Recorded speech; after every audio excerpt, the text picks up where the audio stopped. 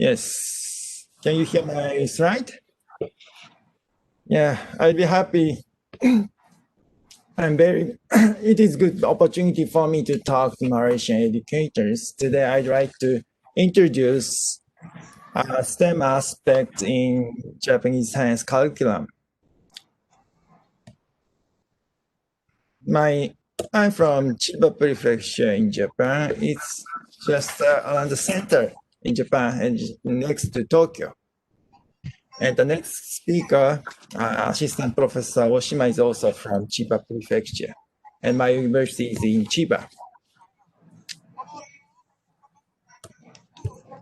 So today I want to talk about the issues in Japanese education first, because most of you are not much familiar with Japanese education. So I will explain a little bit about the context. Then I will quickly review the goals of STEM education and the Japanese national curriculum. And today I will explain two examples. One is inquiry-based teaching and learning in elementary school. The other one is a project study in high school. So I will start from the issues in Japanese education. The big issue here in Japan is we are getting a smaller population. Our society is shrinking. Now it's 2020, but year by year, our population is decreasing.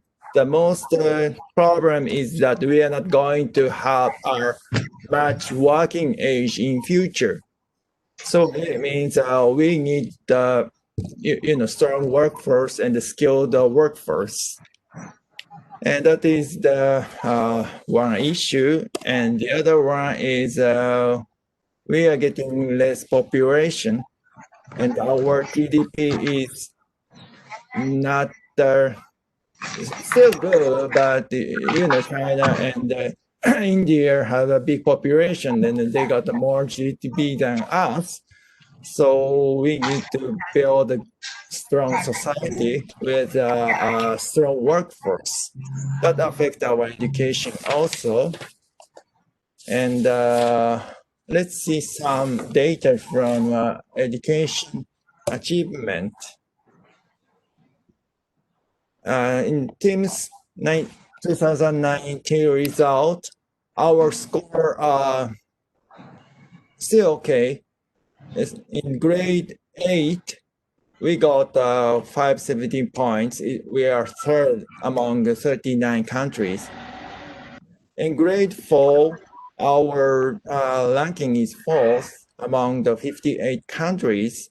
So achievement is still okay and a little bit increasing. But we are concerning about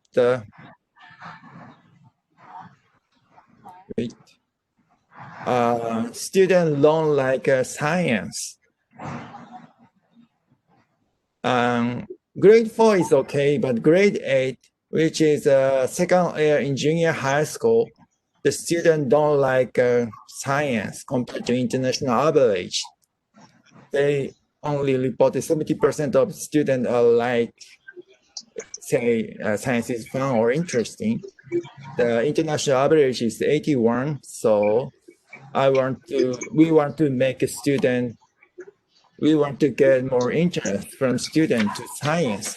That is one of the issues from getting from the international achievement test. I quickly introduce Japanese school system. We have 6 years elementary school and junior high school, 3 years, and then we got the high school entrance exam and going to senior high school and university. We have the single track system. And when we talk about Japanese education, the special activities are popular, I think. Our student clean up the classroom and we have school lunch. That's the picture before. Now we have a COVID-19, so we cannot eat like that, of course, but that is part of our education and it affects the student well. So it's one of the interesting things in Japanese school, I think. But today I will explain about science education. So I will quickly review the goals of STEM education, and then I will explain how it relates to Japanese national curriculum. When we Google STEM, we can get lots of design like this. STEM means STEM technology, engineering, mathematics, right? And I'm not so much sure about the goals of education because in Japan, we don't talk much about STEM education. We don't adopt STEM education. So I will look for the literature from United States. One of the science educator in the United States, Roger Bribey, explains the goals of education. It's clearly explained, so I will using this idea and explain the goals of STEM education quickly. The first goal is apply STEM and practice, because the issue is we have to apply knowledge from the STEM disciplines to life situations. We have a lot of problems related to science, right?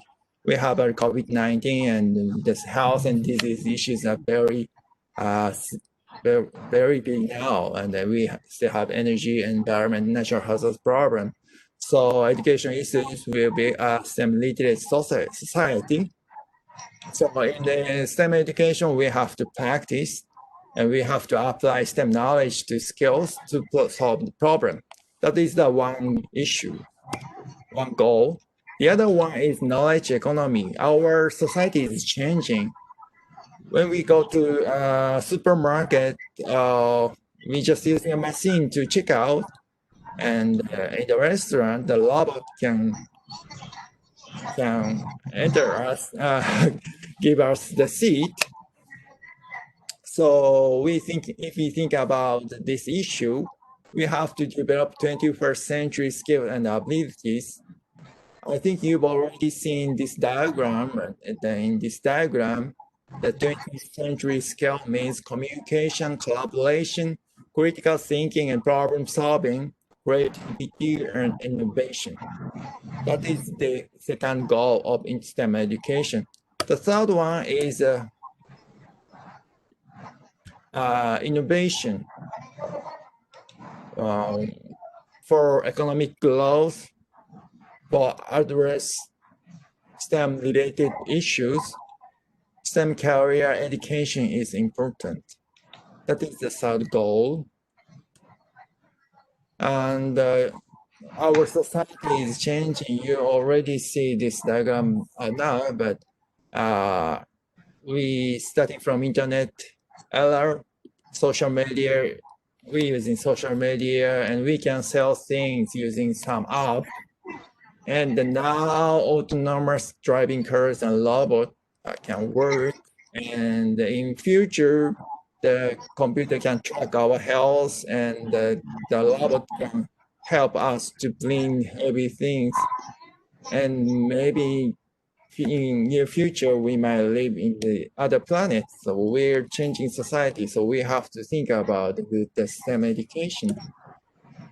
So to address this, to think about STEM goals, in our national curriculum, three competencies are described. We expect students to get three kind of competencies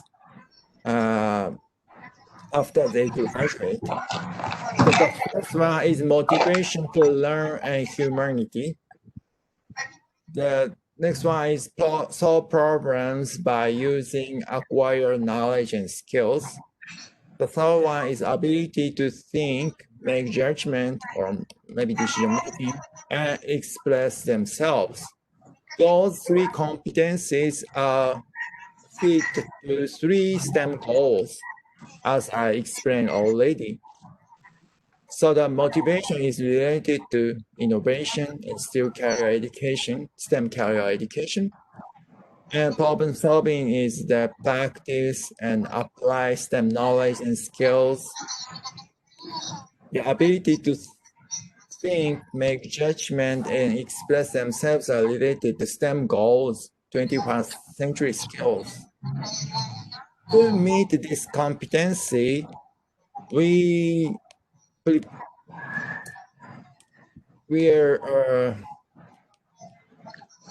try to change education in three ways,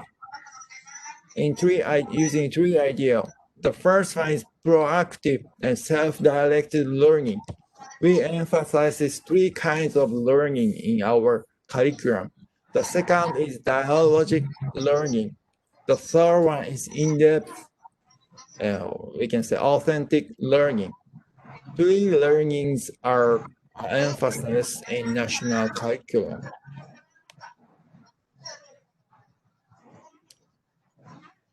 So in our education, the ministry decide the purpose, curriculum, and textbook.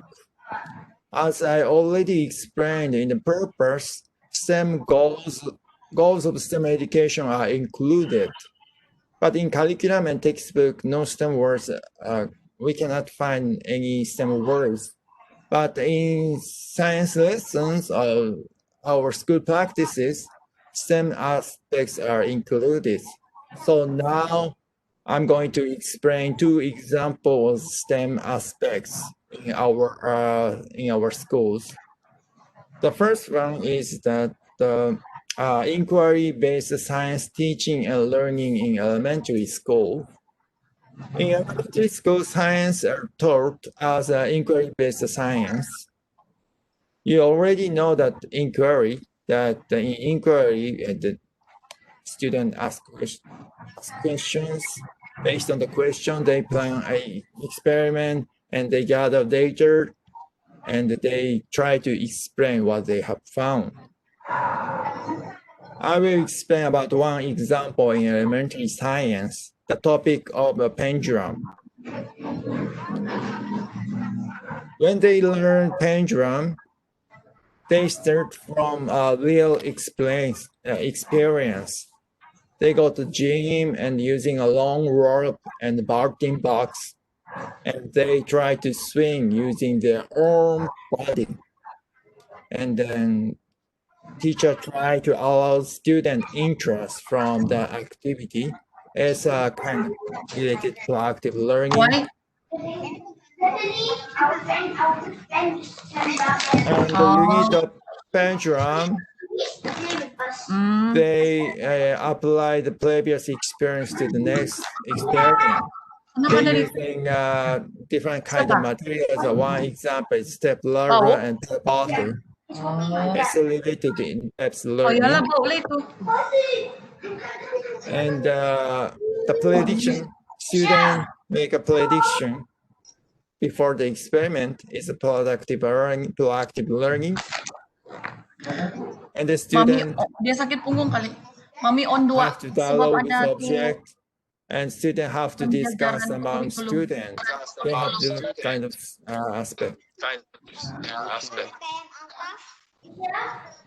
And after they finding out what affect their the period, they using the teacher can prepare other object to apply the learning. In this diagram, they using a plastic. Sorry, Prof. Spot. Yes, we're gonna have 1 minute or something, right? So in I this would like to situation, request participants, please mute the mic. Sorry, for other participants, please mute the mic. Thank you. Okay, Prof. Okay. So in this experiment, they're using different kind of materials. They can connect the two plastic cup. So when the student have learned that the length of the string can affect the period, but when they connect the weight, it change the length, right? The length of the string is same, but the length of the top to the center of the weight is different. So they have to apply the learning to different situation. They will try to make the in-depth learning. and they can make this kind of experiment using cardboard and magnet. It can swing like this instrument. The student can sing using this apparatus and finding out This one is Zoe one, okay? learn more about the period of the pendulum. So the idea, scientific concept are simple, but they have to conduct a lot of experiment in the inquiry way, and the teacher try to make a in-depth learning and analytic learning and proactive learning. That is the example in elementary school. And the high school, we have a project study. Long time we have experience of super science high school. It's a science oriented school, and they are selected by ministry. And the next year we're gonna have our elective This one is subject Zoe one, using okay? project Zoe study. one. And I think I don't have much time, so I will stop now. But I'm going to check out the explanation. But this is the process of project study. At the beginning, they need to, the student need to experience basic inquiry to set the problem. So the national curriculum say and I heard that some school experience that they offer some basic scientific inquiry activity before let the student conduct inquiry by themselves. For example, using Armington file, if we put together the following, the time taken to fall is different. And this is the dark mirror. And when we change the environment, heartbeat can change. They're gonna Hi, find some. sorry to interrupt you. Yeah. Can we do a housekeeping checking? So there's someone in the participant list, maybe join my device, and we try to mute everyone. But then since she joined from she joined using multiple device, one of her device is muted, but the others is not. So we can't find the source. So whoever's participated this webinar, please do a quick checking whether you mute your WebEx. Thank you so much. Okay, Prof, sorry to interrupt you. You can continue. No problem. Yes. So in the high school, before students conduct their own inquiry, school can offer some basic inquiry for training them. That is another example of our practice